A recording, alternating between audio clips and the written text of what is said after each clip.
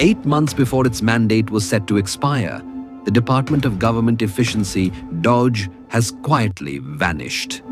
A department born in the first hours of Donald Trump's return to the White House, now dissolved with barely a whisper. Reuters reports that the once feared cost-cutting machine, led briefly, loudly and controversially by Elon Musk, no longer exists as a centralized body. No announcement, no statement, just gone. DOGE was created with an audacious promise: to slash government waste, dismantle bureaucracy, and remake Washington.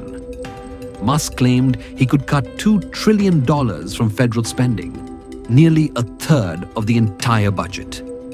Later, he softened the number, calling it a best-case outcome.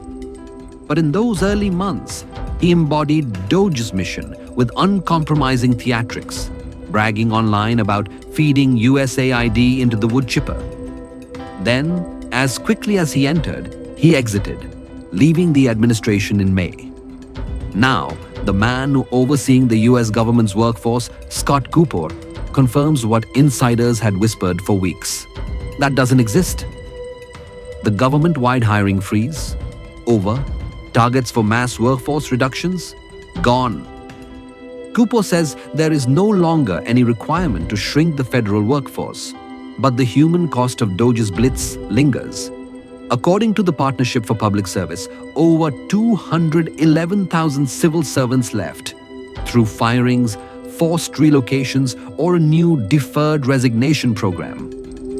Many departures, the group says, were executed in a haphazard and chaotic manner. Yet DOGE's ghost hasn't fully disappeared. The agency's official X account continues to report activity, boasting as recently as Sunday that it had terminated or downsized 78 federal contracts worth nearly $2 billion, claiming $335 million in savings. The contradiction is striking. Public posts insisting DOGE is still working, while senior officials speak of it in the past tense. And then there's the politics. Trump signed an executive order binding DOGE through July 2026. But in recent months, he and his top aides increasingly spoke about it like a completed mission. Key DOGE figures have drifted into other White House initiatives, and agencies impacted by last year's cuts are quietly rehiring, with the General Services Administration even asking hundreds of ousted employees to return. But even if DOGE itself is gone, its philosophy remains very much alive. The Trump administration continues its broader project, pushing the federal government to retreat, slashing regulations, and reducing Washington's footprint. What began as an aggressive experiment in centralized downsizing has now been absorbed into the administration's wider governing identity. What DOGE leaves behind is a vacuum. Part relief, part confusion.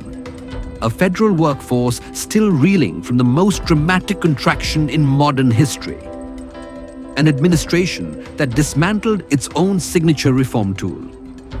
And a lingering question: was DOGE a success quietly completed, or an experiment too volatile to survive?